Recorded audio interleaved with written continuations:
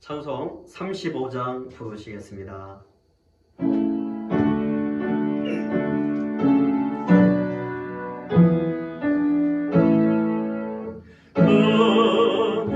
음영하고 신주 이곳에 오셔서 이 모임 저들로 주 백성 삼으소. 그 중에 항상 계시고 그 중에 항상 계시고 큰 영광 나타내소서. 이 백성 기도와 고백을 바라매 양대와 가끔에 복 받으옵소서. 주 예수 크신 복음을 주 예수 크신 복음을 만 백성 듣게 하소서.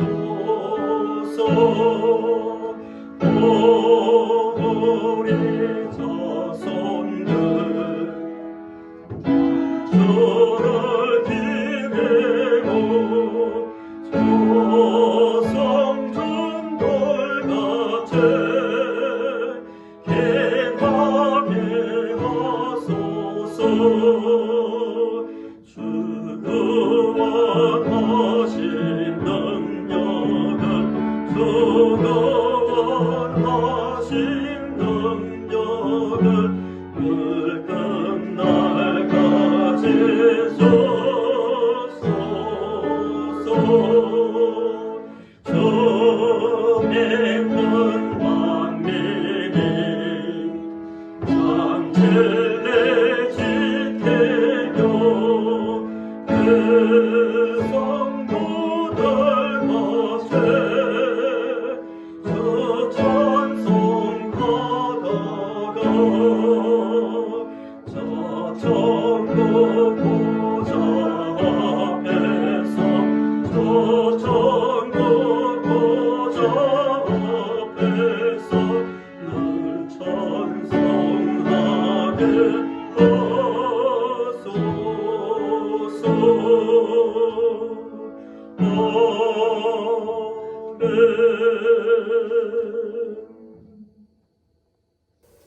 교동문 38번을 교독하시겠습니다.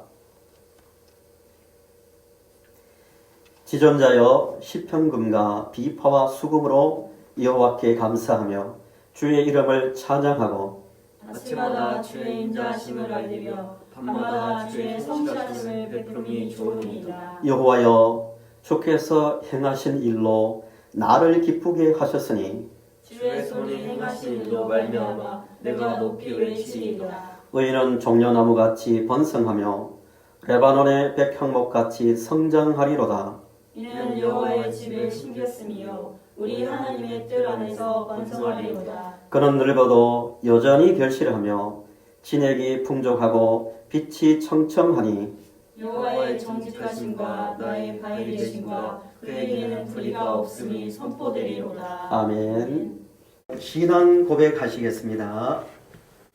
전능하사 천지를 만드신 하나님 아버지를 내가 믿사오며 그의 아들 우리 주 예수 그리스도를 믿사오니 이는 성령으로 잉태하사 동정녀 마리아에게 나시고 본디오 빌라도에게 고난을 받으사 십자가에 못 박혀 죽으시고 장사한 지 사흘 만에 죽은 자 가운데서 다시 살아나시며 하늘에 오르사 전능하신 하나님 우편에 앉아 계시다가 저리로서 산자와 죽은 자를 심판하러 오시리라. 성령을 믿사오며 거룩한 공회와 성도가 서로 통하는 것과 죄를 사하여 주시는 것과 몸이 다시 사는 것과 영원히 사는 것을 믿사옵나이다. 아멘.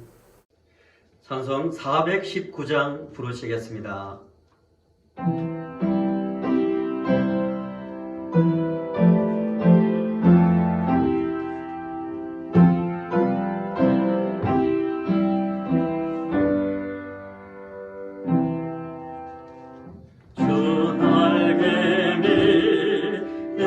편함이시네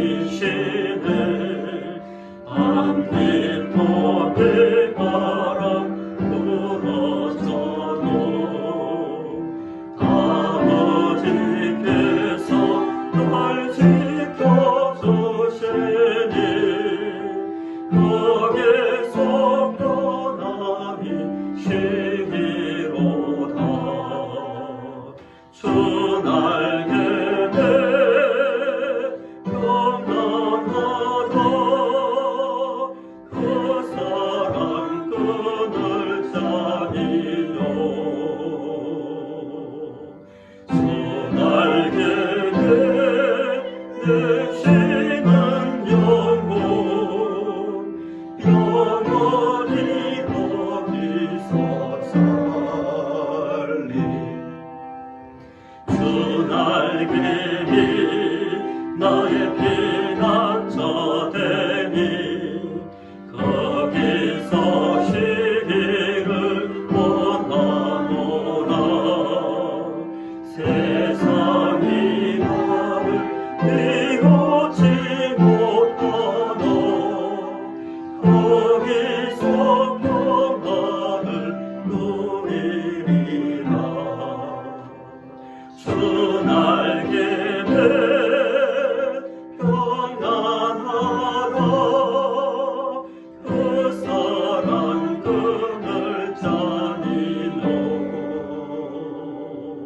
주 날개에 내쉬는 영혼 영원히 어디서 살리 주 날개 위 참된 기쁨이 있네 고달픈 세상 길 가는 동안 나더기 숨어 돌보심을 받고 영원한 안식을 얻으리라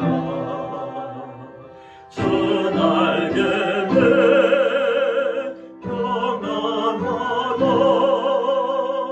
그 사랑 끈을 짜니요 주 날개에 내쉬는 영혼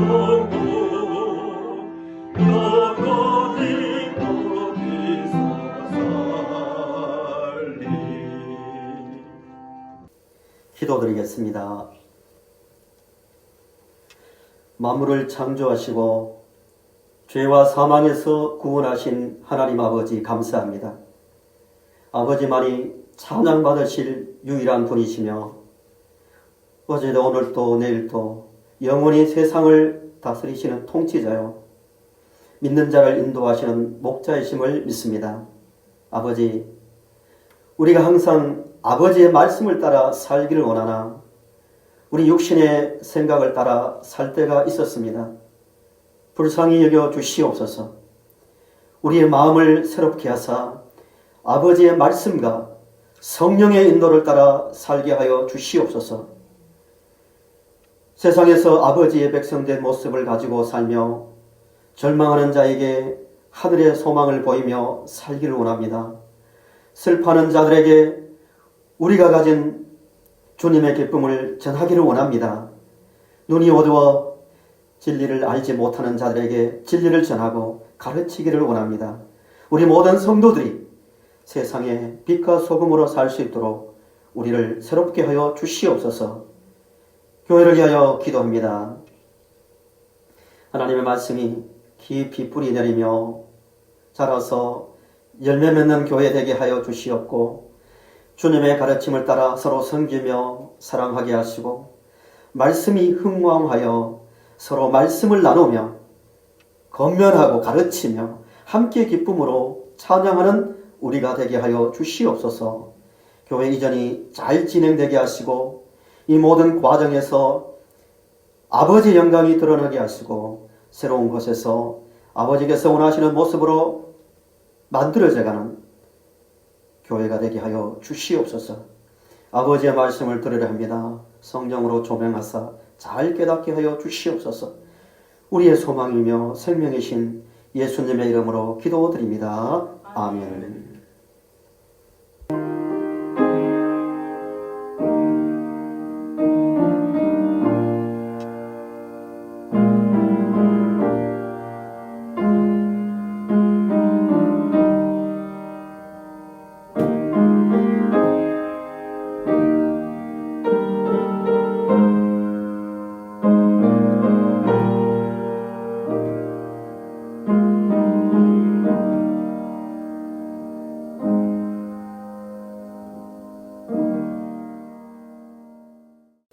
하나님 말씀 보시겠습니다. 구약 사무엘상 17장 45절에서 50절과 사무엘하 7장 1절에서 12절 말씀 중에서 사무엘상 17장 45절에서 50절만 교독하시겠습니다. 구약 438쪽입니다. 다윗이 블레셋 사람에게 이르되 너는 칼과 창과 단창으로 내게 나아오거니와 나는 만군의 여호와의 이름 곧 내가 모욕하는 이스라엘 군대의 하나님의 이름으로 내게 나아가노라. 오늘 여호와께서 너를 내 손에 넘기시리니 내가 너를 쳐서 내 목을 베고 블레셋 군대의 시체를 오늘 공중에 세워 땅에 들 짐승에게 주어 온 땅으로 이스라엘의 하나님이 계신 줄 알게 하라고. 또 여호와의 구원하심이 칼과 창에 있지 아니함을 이 무리에게 알게 하리라. 전쟁은 여호와께 속한 것인즉 그가 너희를 우리 손에 넘기시리라.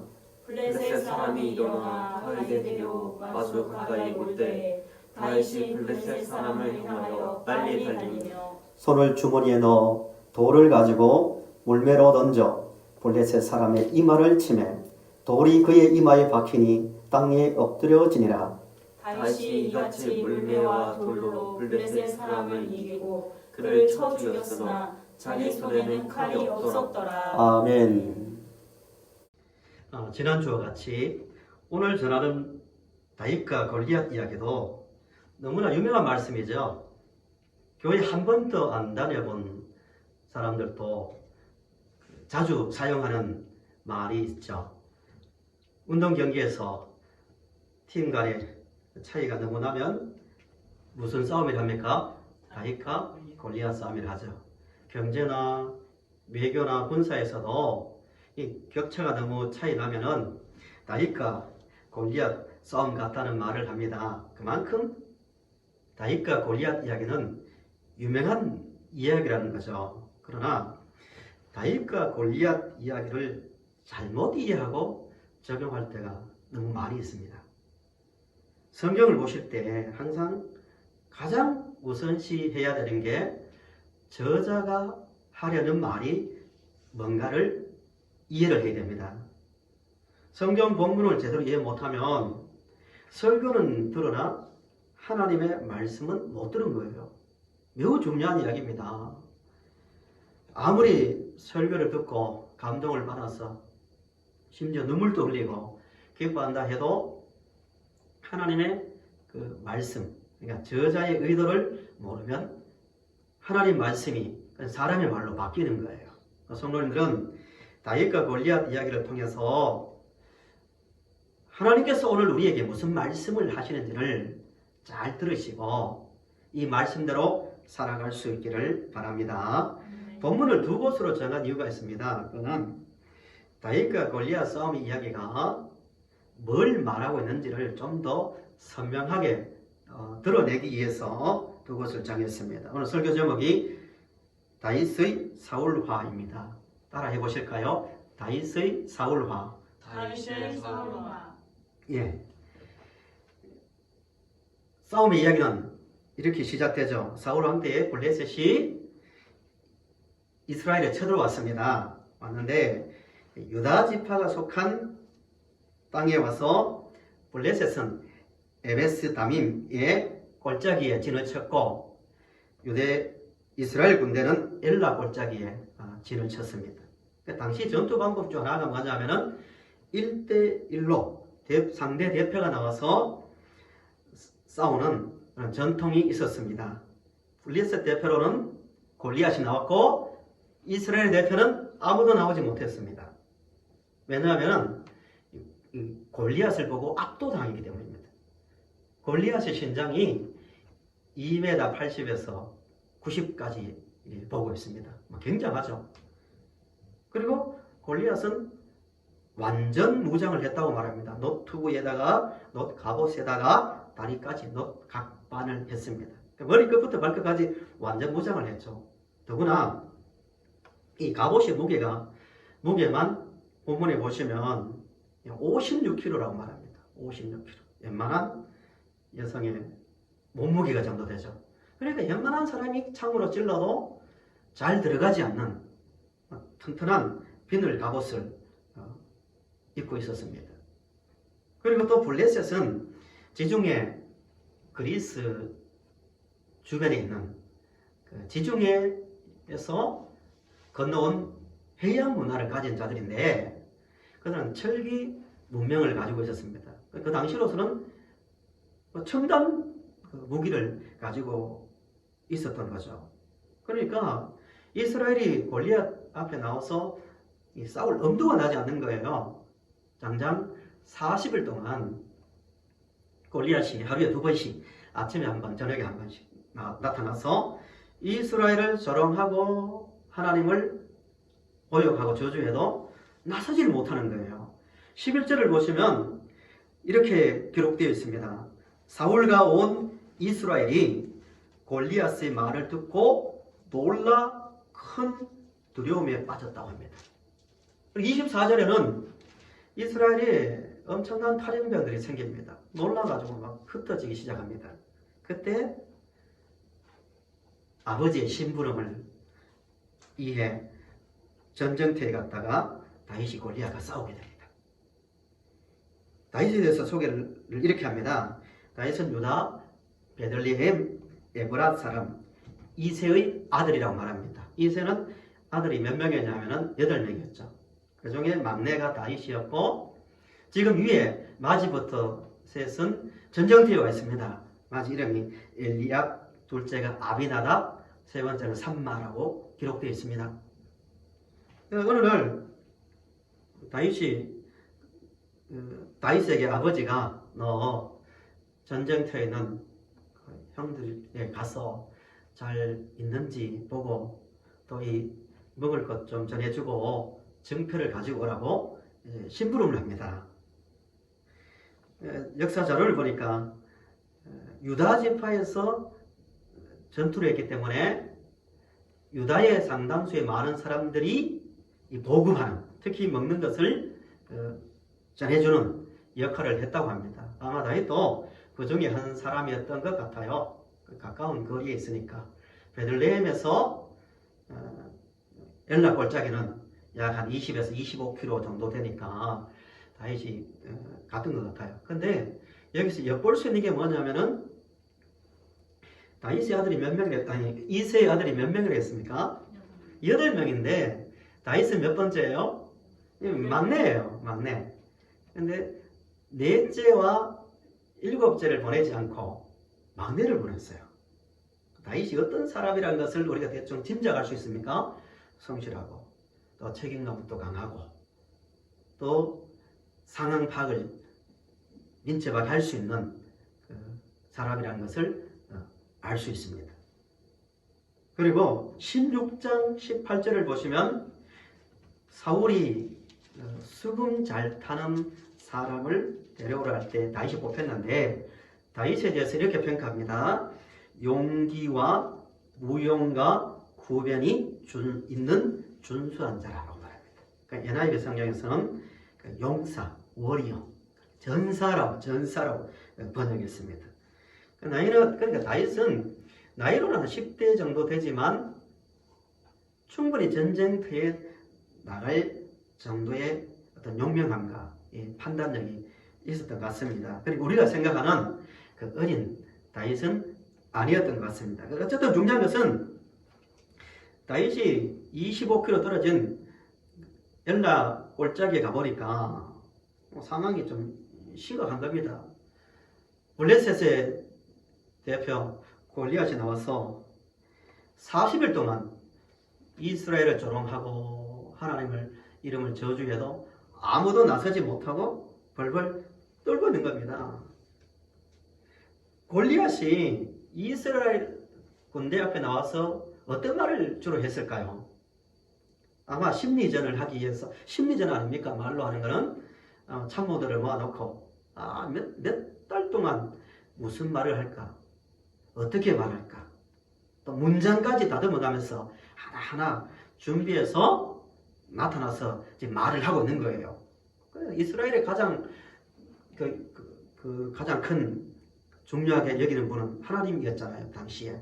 그러니까 하나님께서 홍해를 건너게 했고 광야에서 싸웠고 여러 전투를, 불가능한 전투를 이기겠다는 것을 블레셋도 알았을 거예요. 그래서 심리적으로 가장 큰 타격을 주기 위해서 하나님의 이름을 자주 언급한 것 같아요. 그 말을 다윗이 들은 거예요. 듣고 나서 다윗의 반응이 중요합니다. 26절을 같이 읽어보실까요? 다윗이 그 장면을 보고 어떤 반응을 보이는지 본문 앞에 있는 26절을 같이 읽어봅니다. 시작. 다윗이 곁에 서 있는 사람들에게 말하여 이르되 이 블레셋 사람을 죽여 이스라엘의 치욕을 제거하는 사람에게는 어떠한 대우를 하겠느냐.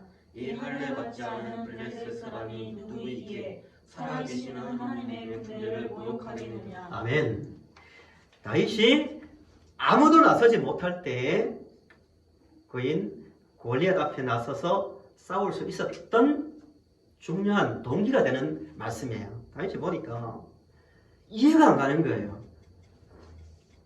블레셋 뭐라고 말합니까? 사람이 이렇게 합니다. 블레셋 사람이 누구이기에 살아계시는 하나님의 군대를 모욕하는가? 블레셋 골리앗은 뭐라고요? 사람. 하나님은 누구예요? 살아계시는 분. 그 다윗이 보기에는 그 상황을 보고 이해가 안 되는 거예요. 아니 비교가 안 되는 대상인데 어떻게 하나님을 모욕할 수 있지? 그 분노가 일어나서 결국 골리앗 앞에 나가서 물맷돌을 넣어 골리앗 이마에 박아서 승리했죠. 동화 같은 이야기입니다. 우리 본문을 보시면서 이런 질문을 하나 해봐야 합니다. 뭐냐면은 같은 골리앗 앞에서 왜 사울과 다윗의 세 형제들과 이스라엘 거인들은 골리앗 앞에 나서지 못하고 다윗만 그렇게 나서서 싸울 수 있었을까요? 차이점이 뭔가 이겁니다. 본문을 이해하시려면 그 차이점이 뭔지를 먼저 이해를 해야 합니다. 다윗이 골리앗 앞에 나가기 전에 형 엘리압과 사울을 만나 어떤 이야기를 합니다.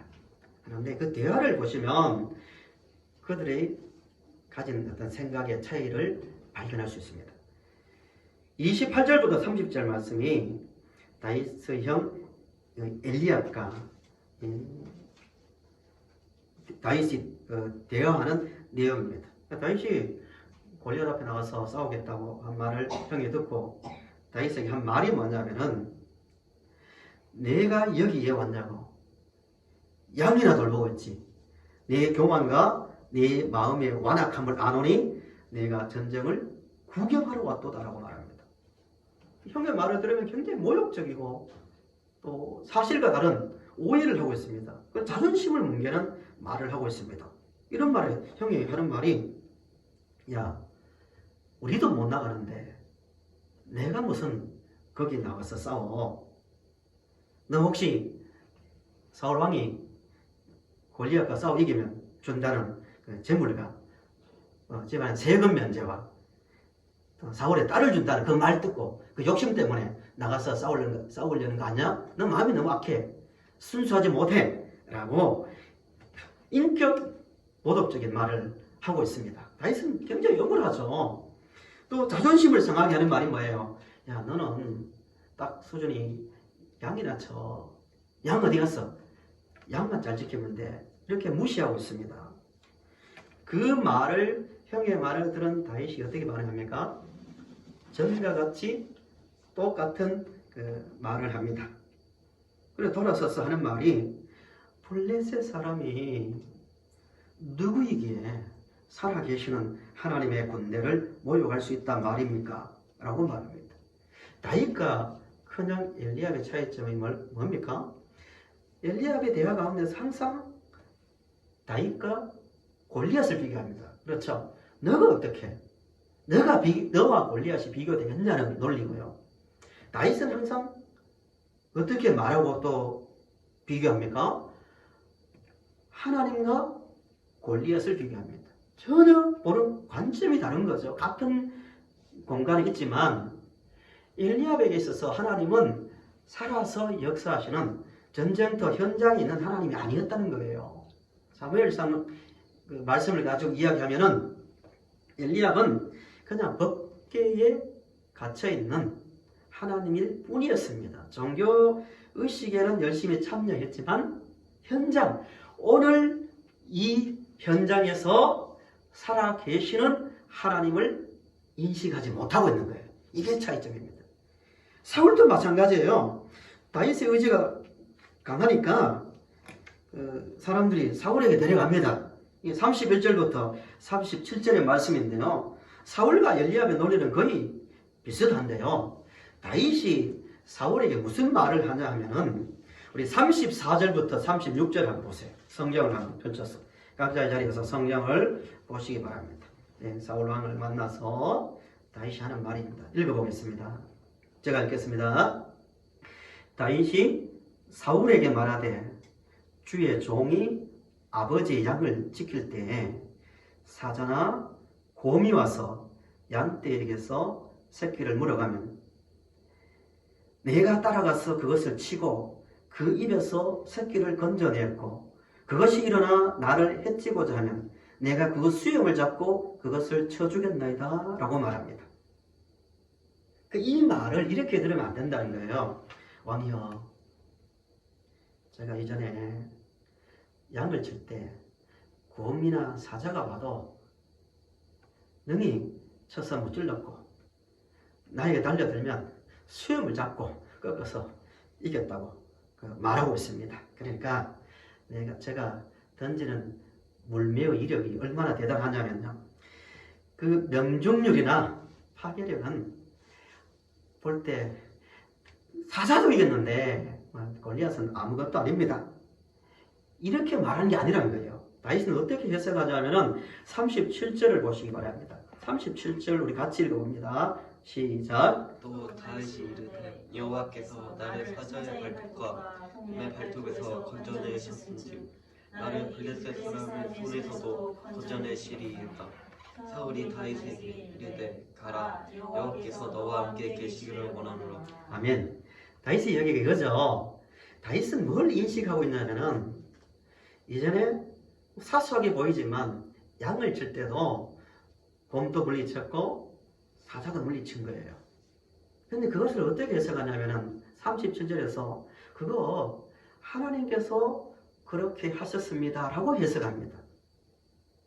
그러니까 다윗의 논리는 이거죠. 왕이요, 제가 기르는 양 떼도 하나님이 지키셨는데 하나님의 군대에 있는 이스라엘 백성을 지켜주지 않겠습니까? 당연히 지켜줍니다 라는 말을 하고 있는 거예요. 그러니까 다윗이 섬기는 하나님과 사울이 섬기는 하나님의 차이점이 여기에 있습니다. 사울은 엘리압처럼 이전 전쟁터에 나가기 전에 잘못되었지만 제사라는 의식도 행했고 심지어요 어떻게 말합니까? 37절 하반절에 다윗이 전쟁터에 나갈 때 이렇게 말합니다. 사울과 골리앗과 싸우러 나갈 때 사울이 다윗에게 이르되 가라, 여호와께서 너와 함께 계시기를 원하노라고 말합니다. 굉장히 신앙적으로 보이지 않습니까? 그냥 보통 사람 같으면 이렇게 말하지 않겠어요? 파이팅! 하든지 아니면 야, 살아서 돌아오라고, 조심하라고, 뭐 이런 인간적인 말을 할 것 같은데 이 급박한 상황 속에서도 사울도 아주 종교적인 말을 합니다. 여호와께서 너와 함께 계시기를 원한다고요. 그러나 사울의 그 행위 가운데서 사울은 이 현장을 주관하고 통치하는 분은 하나님이라는 인식을 지금 하지 못하고 있는 거예요. 다윗은 그렇지 않잖아요. 사소한 양을 키우는 것조차도 여호와께서 양떼에서 양떼를 보호해 주셨고, 또 지금 그 논리로 말하는 게 뭐예요? 여호와께서 능히 저 사람 골리앗을 물리칠 수 있다고 말하고 있는 거예요. 다윗이 믿는 하나님이 어떤 하나님인가를 본문을 통해서 보셔야 됩니다. 다윗이 만든 하나님은 천지를 만드신 분이고 만물을 다스리시는 분이고 양치는 들판에도 계시고 들판에서 새벽 이슬을 맞으며 밤을 지새울 때도 거기도 계셨고 밤하늘에 별도 달도 다 하나님께서 만드셨다는, 그러니까 활동하시는 하나님, 살아서 움직이는 하나님이라는 것을 다윗은 인식하고 있는 거예요. 이게 차이점입니다.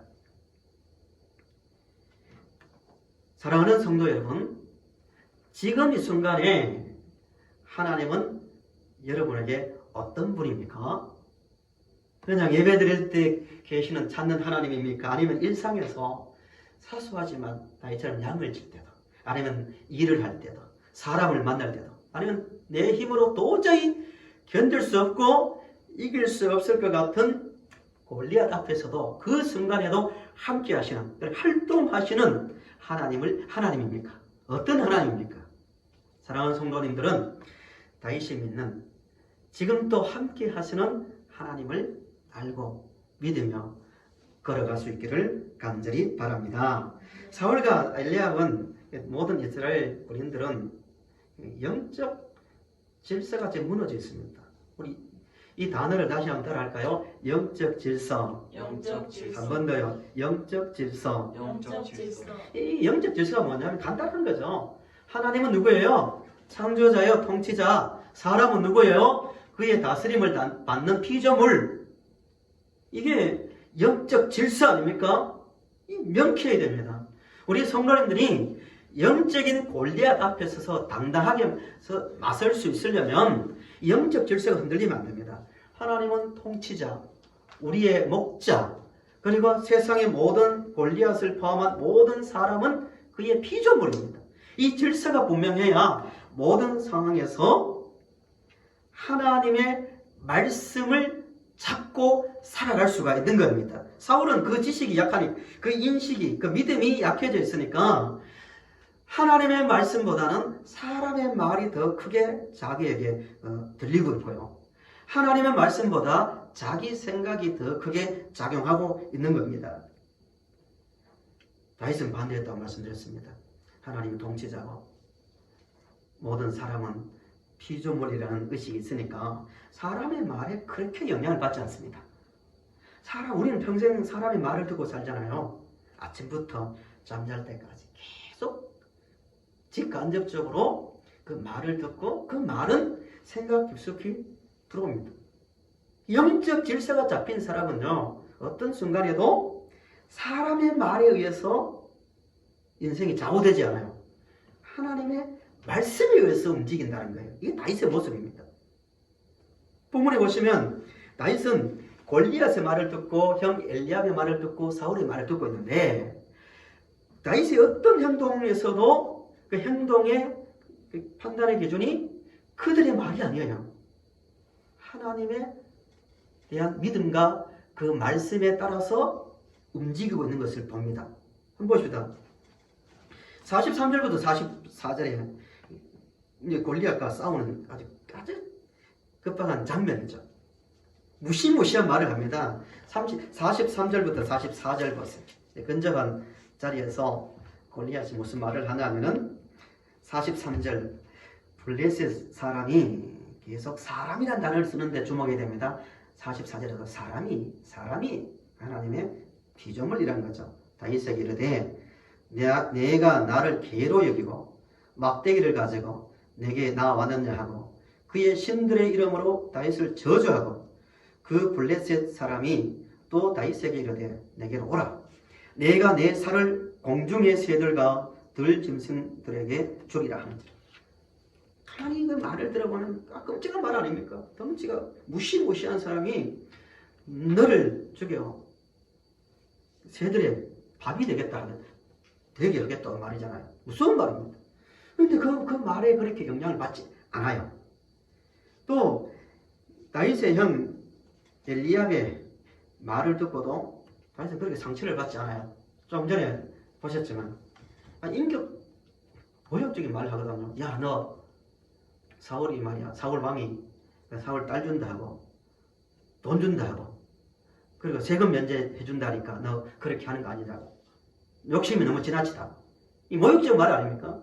이 말을 듣고 다윗이 만약에 하나님의 어떤 통치를 믿지 못했다면 상처를 받아 이렇게 됐을 거예요. 맞아. 내가 내 인생을 돌아보니까 옛날에 사무엘이 우리 집안에 왕을 세울 때 형들은 다 사무엘 앞에 세웠지만 나만 무시하고 세우지 않았어. 그 보는 게 맞았구나. 사람의 평가가 맞아. 내가 너무 나 자신을 순간적으로 과대평가했구나. 그래, 내가 양이나 키워야지 하고 좌절하거나 자신을 과소평가하지 않았습니다. 또 큰일 났다. 유다 지파 모든 사람들 앞에서 내가 그런 아주 돈에 욕심이 많은 사람으로 어떤 탐심에 잡혀가지고 살아가는 사람으로 비쳤으니까 사람들 볼 때마다 나보고 욕하면 어떡하지? 이런 생각에 잡히지 않았다는 거예요. 그 마음을 그 말을 밤새도록 곱씹으면서 두려워하거나 아이고 내일부터 어떻게 사람들을 만나지 그렇게 하지 않았다는 거예요. 내가 억울하다고. 나는 목숨을 걸고 싸움터에 나가는데 겨우 나를 그렇게 보다니. 이런 사람의 말에 전혀 영향을 받지 않습니다. 우리가 살면서 골리앗처럼 나와 먼 사람에게 받는 그 말보다는 가까운 사람의 말이 더 크게 그 영향을 미치고 상처를 주잖아요. 그런데 가장 가까운 형의 말에도 그렇게 상처를 받지 않는 것을 봅니다. 왜 그렇죠? 다윗은 인생에서 자기를 다스리는 분은 하나님이지 사람이 아님을 알고 살아가는 영적 질서가 바르게 잡혀 있었기 때문입니다. 그에 비해서요, 사울은 버림받을 때부터 점점 어떤 인생의 특징이 모습이 나오냐면은 처음에는 하나님 이름도 부르고 하나님 어떻게 할까요? 항상 의식했지만 갈수록 점점 사람의 말이 사울의 생각을 흔들고 사울의 행동을 결정하게 되는 모습을 많이 봅니다. 두 사건을 한번 볼게요. 하나는 제가 설명드립니다. 사무엘상 13장 8절에서 14절에 이스라엘이 사울 군대가 전쟁을 앞두고 있는데 항상 하던 대로 하나님께 제사를 지내고 출전을 해야 되는데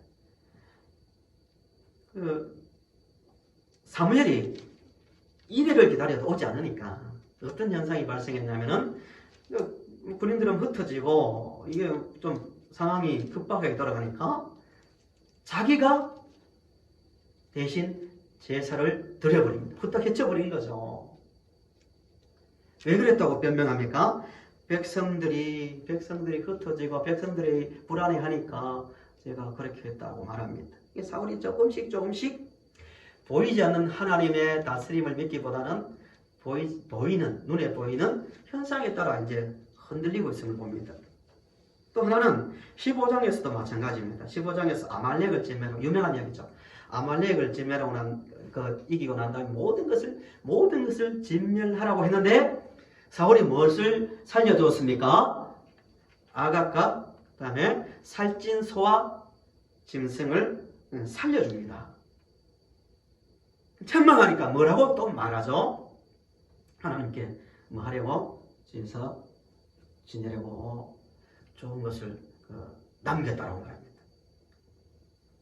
사실은 그게 아니었죠. 사울이 전쟁 승리를 개정하며 하나님이라 이름을 부릅니다. 이게 우리 조심해야 될 거예요.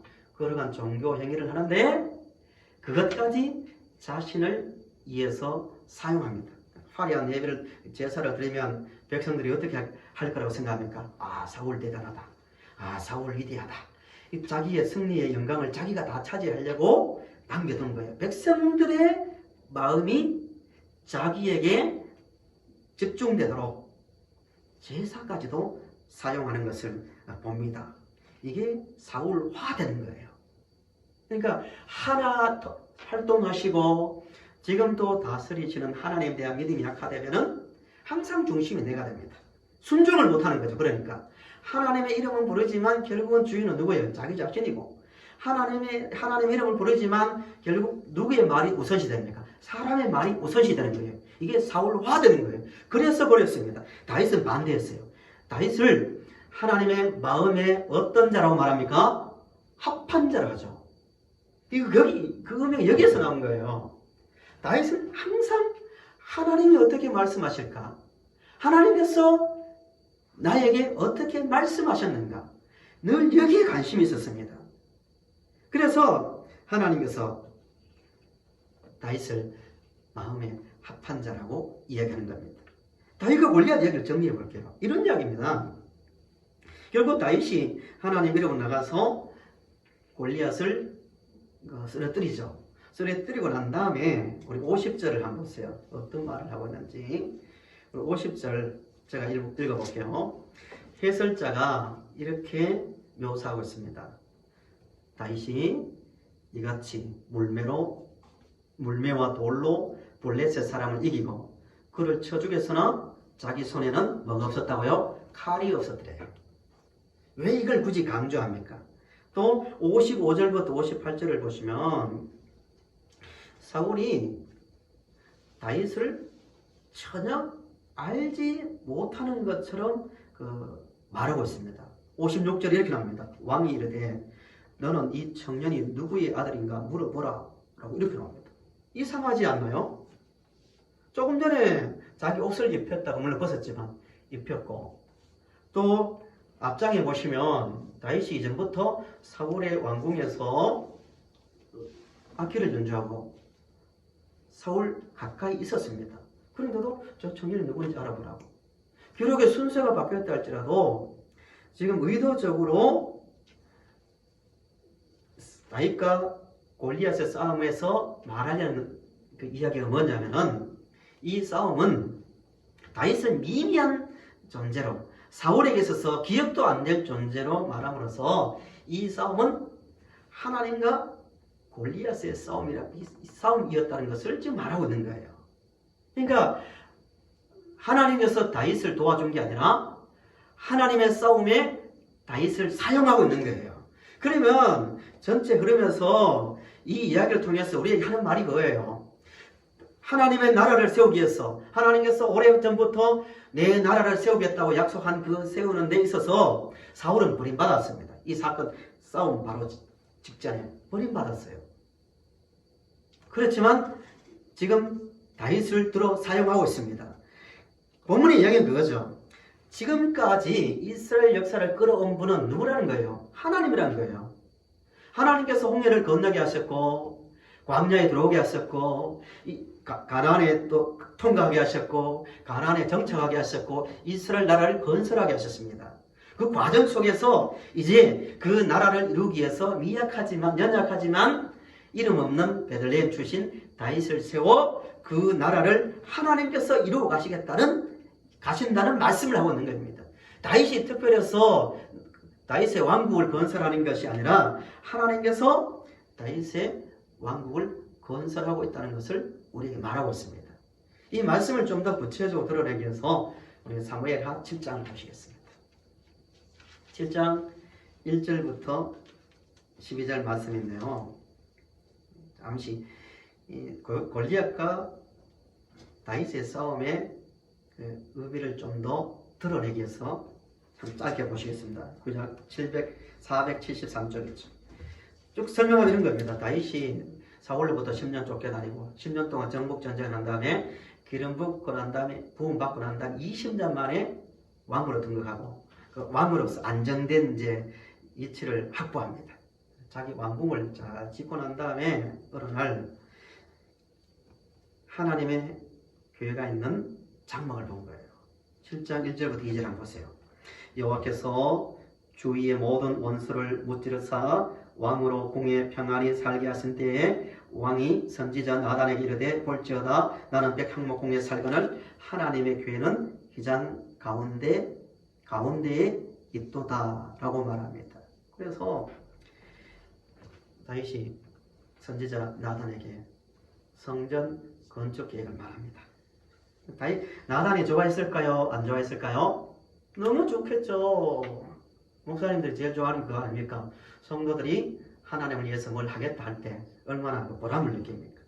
나단이 왕이요 그렇게 하십시오 하고 기뻐하는데 그날 밤에 전혀 다른 그 일이 일어납니다. 하나님께서 당장 나단에게 그 일을 다윗에게 말해서 당장 그 일을 중단시키라고 책망에 가까운 그 말을 하고 있습니다. 지금 다윗이 사울화되는 위기 가운데 있습니다. 어떻게 보면 굉장히 아름다운 장면 같지만 다윗이 볼 때 어느 순간에 하나님은 초라한 사람으로 존재로 보이기 시작했다는 거예요. 법궤와 하나님을 같이 보는 거예요. 비인격화시키고 있는 거죠. 하나님이 정말 초라했습니까? 골리앗과 싸울 때도 양을 칠 때도 하나님이 얼마나 위대하고 크신 분이었는데 다윗이 어느 순간에 자기도 모르게 자기가 볼 때 사울이 보았던 것처럼 하나님은 초라한 장막 속에 있고 이렇게 보이기 시작했다는 거예요. 그래서 나단을 통해서 그 성전 건축 계획을 막으시는데요. 하나님께서 사실 말씀을 요약하는 겁니다. 5절부터 쭉 나오는 말씀이 요약하는 거예요. 다윗, 내가 나를 위해서 집을 짓고 싶다고 내가 너를 위해 집을 세워줄 거다고. 나는 지금 너를 통해 이 왕국을 세우는 중이다. 집을 세우는 자가 내가 아니다. 그런 짓 하지 마 라고 말리면서 8절부터 16절까지 23개의 동사가 나옵니다. 하나님께 쫙 그걸 설명합니다. 이전에 무슨 일을 하셨는지, 지금 무슨 일을 계획하고 있는지, 앞으로 무슨 일을 할지를 상세하게 설명하는데요. 본문을 한번 같이 성경을 들고 한번 보십시오. 다윗을 책망하는 말을 하는 거예요. 8절부터 16절까지 말씀을 쭉 읽어볼게요. 그러므로 이제 내 종 다윗에게 이와 같이 말하라. 만군의 여호와께서 이와 같이 말씀하시기를 내가 너를 목장 곧 양을 따르는 데에서 데려다가 내 백성 이스라엘을 주권자로 삼고 내가 가는 모든 곳에서 내가 너와 함께 있어 내 모든 원수를 내 앞에서 멸하였은즉 땅에서 위대한 자들의 이름같이 내 이름을 위대하게 만들어 주리라. 내가 또 내 백성 이스라엘을 위하여 한 곳을 정하여 그를 심고 그를 거주하게 하고 다시 옮기지 못하게 하며 악한 종류로 전과 같이 그들을 해하지 못하게 하여 쭉 그러니까 16절까지 하는 이야기가 됩니다. 여기 가면 23개의 동사를 써서 다윗 내가 너희들을 구해내고 내가 양칠 때부터 내가 너를 불렀고 내가 너를 왕이 되게 했고 내가 이렇게 했고 좀 우리 말로 하면 내가 창조했고 내가 창조자고 내가 에덴 창조 때부터 지금까지 세상을 다스려왔다고. 어떻게 너가 나를 그렇게 작은 존재로 볼 수 있냐. 책망하는 내용입니다. 다윗은 그 말을 듣고 정신을 바짝 차리고 위기에서 자신을 돌이킵니다. 다윗은 마치 자기가 하나님의 보호자인 양 하나님을 괴짝 취급하고 있는 거예요. 거기서 바뀌고 이제 그 책망을 듣고 서서히 이제 하나님에 대한 눈이 열립니다. 다윗의 이 잘못을 신약의 스데반이 정확하게 잘 해석해 줍니다. 사도행전 7장 46절에서 50절 말씀인데요. 제가 읽어볼게요. 다윗이 성전 건축을 하려는 것이 얼마나 사울화되었고 잘못되었는지를 스데반이 해석해 줍니다. 쭉 읽어보겠습니다. 7장 46에서 50절입니다. 사도행전 46절 다윗이 하나님 앞에서 은혜를 받아 야곱의 집을 위하여 하나님의 처소를 준비하여 달라고 하였더니 48절 그러나 지극히 높으신 이는 손으로 지은 곳에 계시지 아니하시나니 선지자가 말한 바 나단이죠.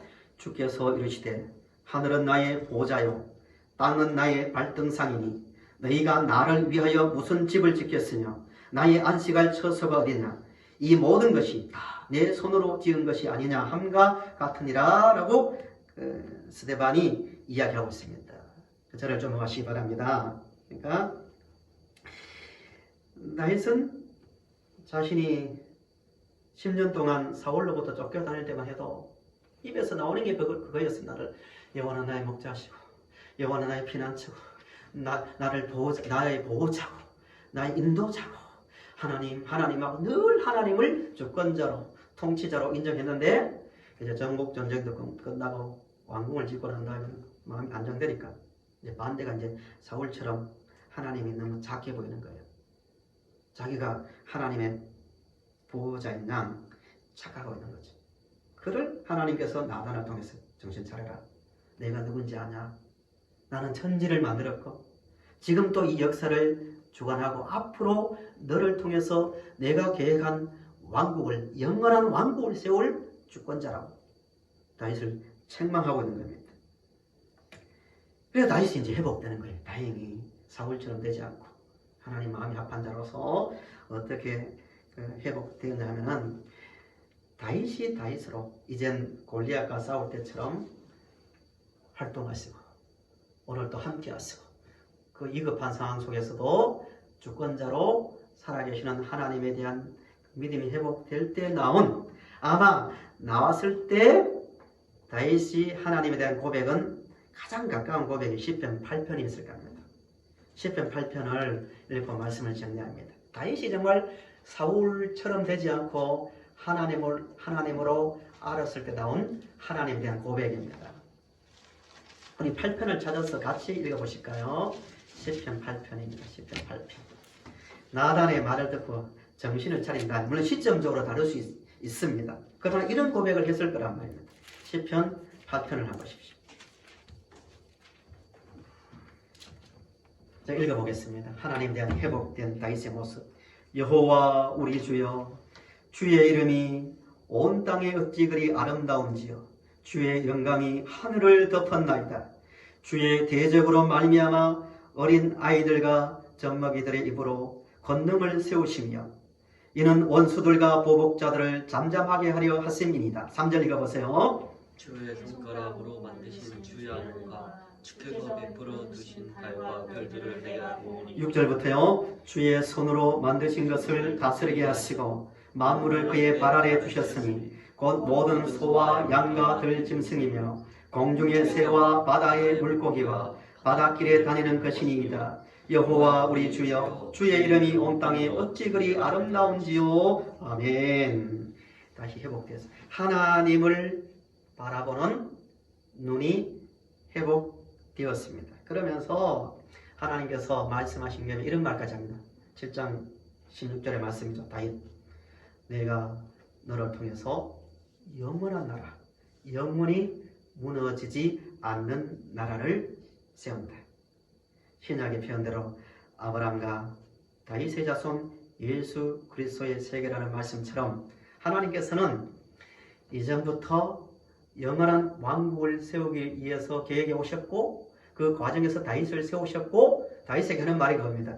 이전에도 일했고 지금 또 그 일을 위해서 일하고 있고 앞으로도 그 일을 완성해 간다. 내가 그런 하나님입니다. 라고 말하고 있습니다. 계시록 5장에도 그런 말씀이 나오죠. 계시록 5장을 보시면 7인에 대한 환상 아닙니까?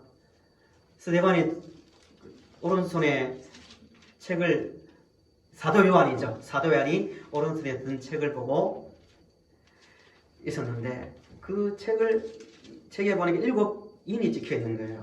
그 인이 떼어져야 책이 펼쳐져야 구원의 역사가 계속 진행되는 건데 보니까 하늘과 땅에 아무도 그 인을 뗄 자가 없었는데 그래서 엉엉 울고 있었을 때 하늘에서 무슨 소리가 들립니까?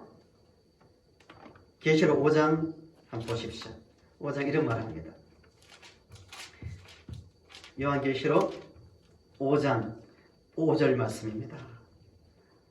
장로 중에 한 사람이 내게 말하되 울지 말라. 유대 지파의 사자 다윗의 뿌리가 이겼으니 그 두루마리와 그 7인을 떼시리라 하더라 라고 말합니다. 유대 지파의 사자 누구의 뿌리요? 다윗의 뿌리입니다. 그러니까 하나님께서 하시는 말씀이 그거죠. 다윗에게 한 말씀이 이루어지고 있는 거죠. 장차 계시록은 미래에 대한 이야기지만 하나님께서 구원을 계획하셨고 영원한 나라를 완성하기 위해서 일하고 계시고 지금도 일하고 앞으로 일하사 완전한 구원의 역사를 완성하신다는 그 묵시가 요한을 통해서 보여준 것이 5장 5절의 말씀이죠. 이제 말씀의 결론입니다. 하나님의 나라는 사람이 세우는 것이 아니라 하나님께서 친히 세우십니다. 어떤 자를 통하여? 하나님의 살아계심과 통치를 인정하는 아버지 하나님 마음에 합한 자를 통해서 세상을 세울 겁니다. 그럼 오늘 우리는 그 하나님을 어떻게 믿고 인정하면 살아가야 할까요? 그 방법을 우리 주님께서 말씀하셨는데요.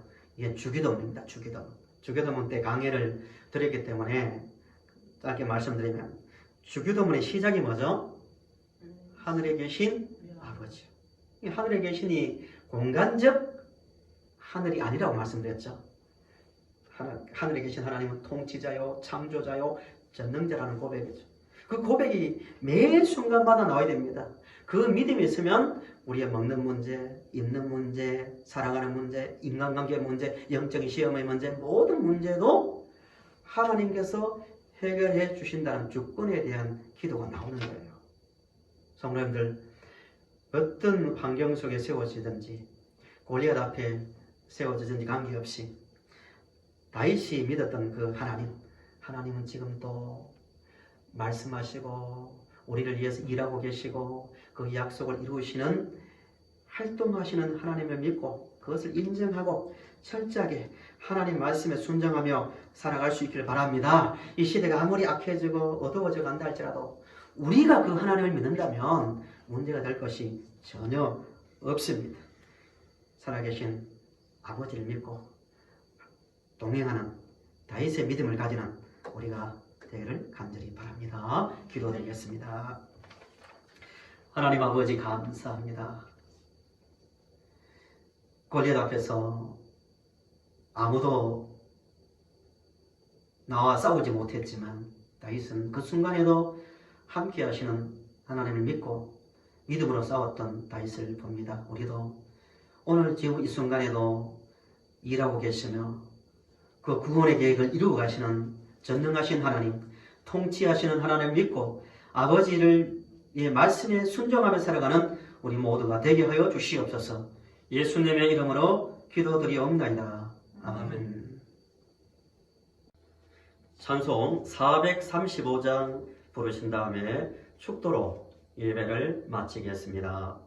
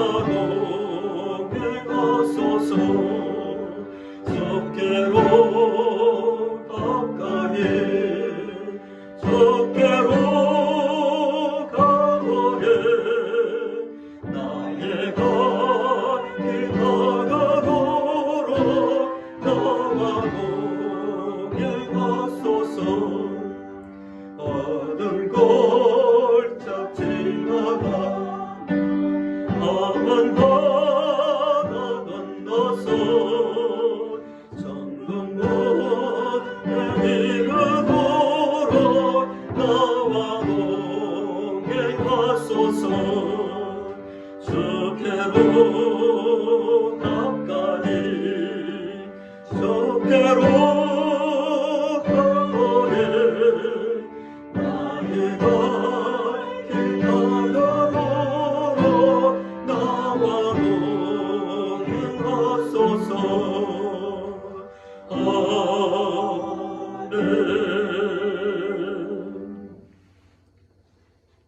이제는 우리 구주 예수 그리스도의 은혜와 하나님 아버지의 사랑하심과 성령님의 교통하심이 다윗처럼 아버지의 다스리심을 믿고 말씀에 순종하며 살기를 다짐하는 성도들 머리 위에와 이들의 가정과 자녀 우선들과 이 땅에 있는 모든 교회들 위에 영원히 함께 있을지어다.